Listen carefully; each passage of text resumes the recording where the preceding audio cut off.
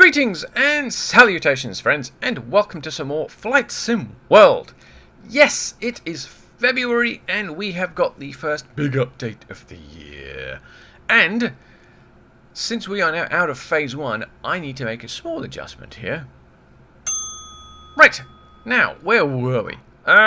Dynamic Weather is the title of this update, and this will give us build 1.3.24095 for those of you who are keeping count. So how do you enable dynamic weather? Well, you go into the free flight menu and you find dynamic weather under the settings tab. Fantastic.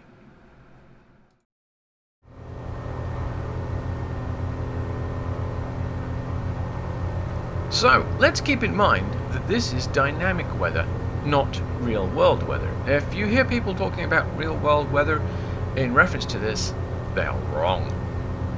This is actually taking data from the real world and applying that to predefined weather templates within the game engine.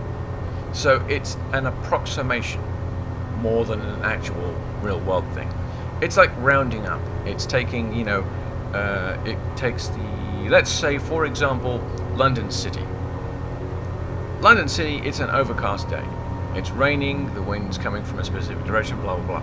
So what it's going to do, it's going to read the metadata from London City, and it's going to find the predefined weather template that is the closest matching to that particular metadata, and apply that to the engine. So that's that. They have said that as they develop further down the road, they will be adding more and more of these predefined templates, so the weather will become more and more varied.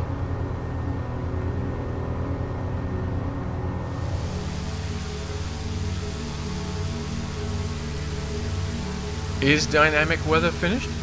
No, this is in fact version 1 of dynamic weather. The conditions developing around you are not visible from a distance. You can see the weather developing, but there are no weather fronts. There's not really much in the way of transitions, I would imagine. Version 1 is about preparing the game engine and the advanced weather engine by TrueSky for implementation of live weather.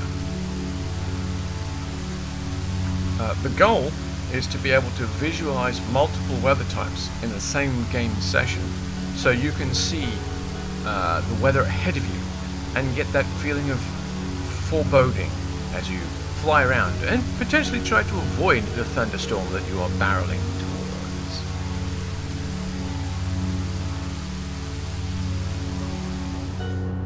towards. So let's take some of the spiel directly from Dovetail. With dynamic weather enabled, your flight from departure to destination will read in the weather strings from nearby weather stations and determine the conditions. So, if you were to travel from, example, Coventry to maybe Heathrow, you could take off in overcast conditions with light rain and arrive at Heathrow in sunny conditions with very few clouds, which we all know is false because it's never sunny in Heathrow. En route, the engine will pick up other nearby weather stations and will, after a period of time, try to transition to the visible weather in those settings. There is a cycle which waits before reading the new conditions, so as not to be constantly trying to transition from one weather type to the next. And transition time, whether a change is initiated. The conditions slowly unfold, do not jump from one to another. In this version of dynamic weather, which is version 1, the conditions develop around you and do not become visible off in the distance. You can see the weather developing, but it will be the same in every direction you look. Essentially, there are no weather fronts. This step has been about preparing the engine and getting it ready for live weather.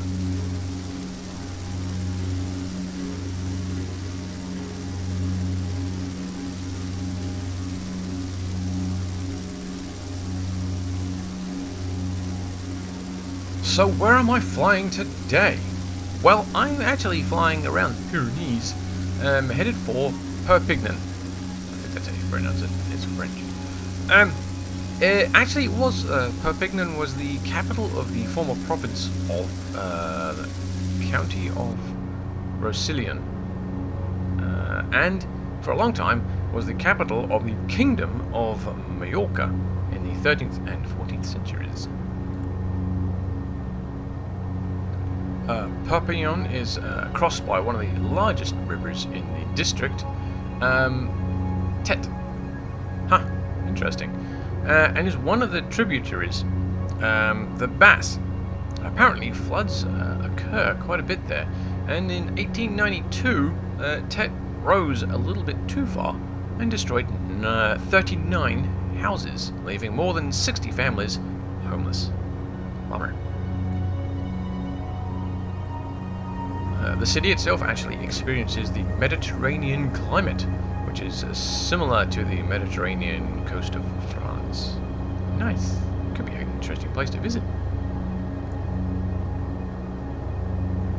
Although the settlement in the area goes back to the Roman times, the medieval town of Perpignan seems to have been founded sometime around the beginning of the 10th century. When James the Conqueror, King of Aragon and Count of Barcelona, founded the Kingdom of Majorca in 1276, Perpignan became the capital of the mainland territories of the new state.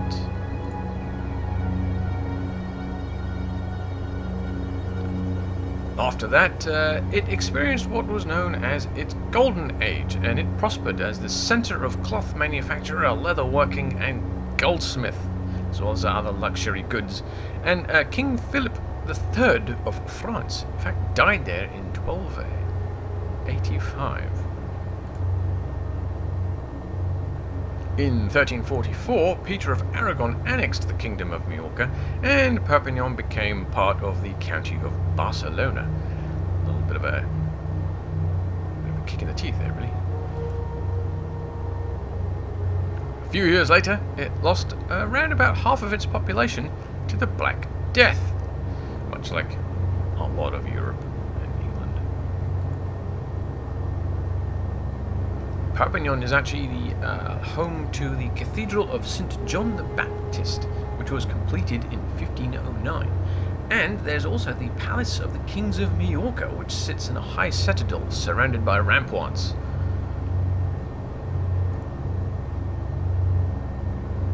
Eugene Colache, a French Navy officer, actually came from there and is the only known French samurai in Japan.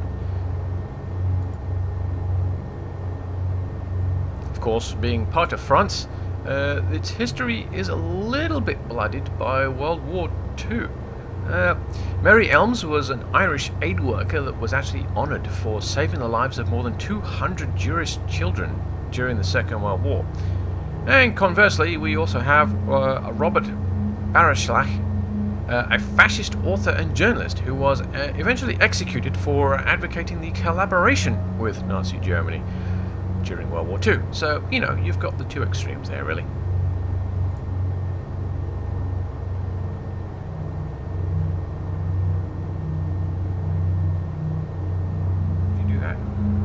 That was weird. It was not me that changed the viewpoint there.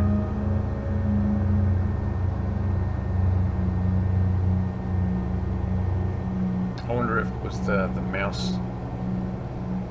Yeah, it may have been the mouse kicking in. Oh, for crying out loud. See, that's the problem with the way I've got it set up at the moment. Stop. Hammer time. I'm gonna have to find something to park my mouse on whilst I fly. Oh, you pain in the... There. No.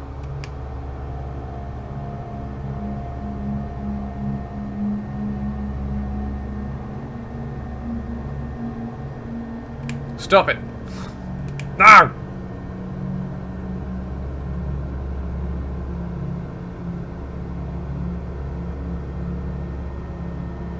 hang on, the mouse and I are going to have a little bit of a falling out here if I don't get this sorted out. That looks roughly like the center point. Okay, so we'll leave the mouse there.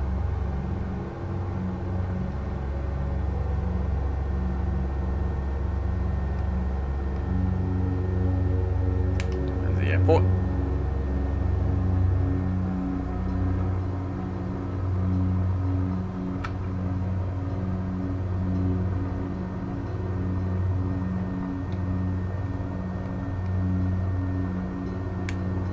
Ooh, bouncy.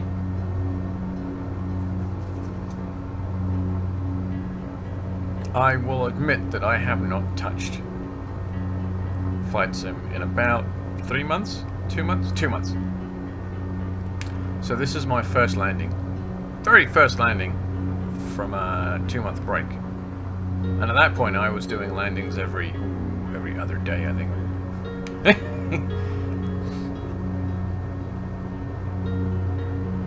So this is going to be interesting for both of us.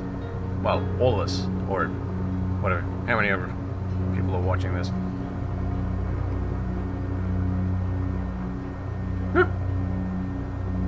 Wait!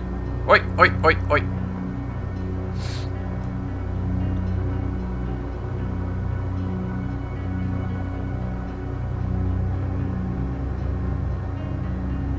I don't really want it to get below 80 knots.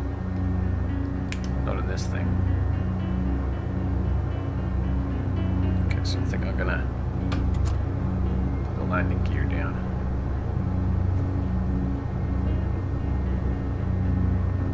Actually, I think I'm a bit close to the airport, to be honest, to be trying to do a landing.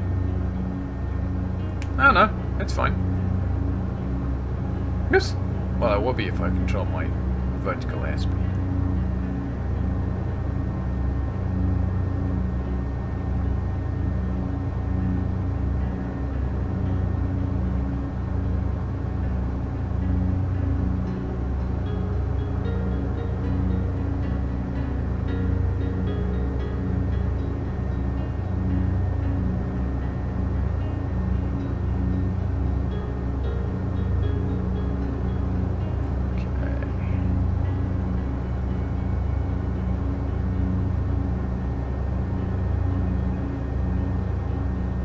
Looks like I'm a tad low, so we'll just bring the nose up a touch.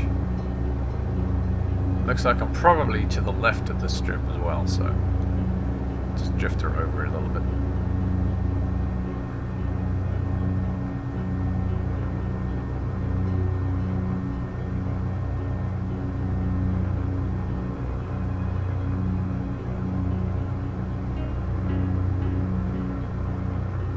I feel like my sensitivity settings have been changed as well. That's another reason why I think I'm just going to do a complete reinstall of this, since this is, you know, like I said, this is the next phase of the game development, so I'm going to uninstall and reinstall. It seems like the best thing to do. That way everything is current, everything is exactly the same as they have it.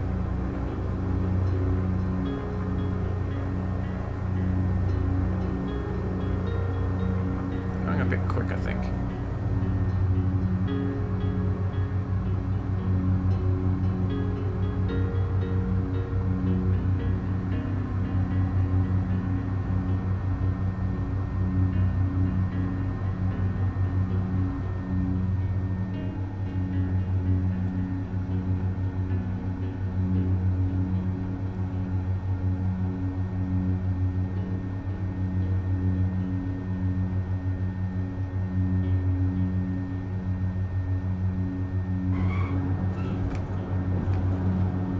There, so that's not too bad.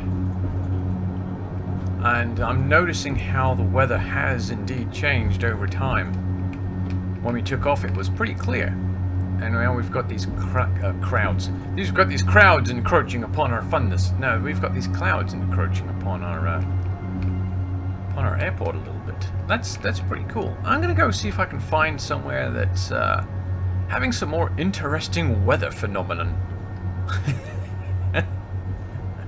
But for the minute, I'm Mr. Adrian. If you've enjoyed this, don't forget to caress that like button for me. And of course, subscribe and follow for more stupid content. And until next time, I will see you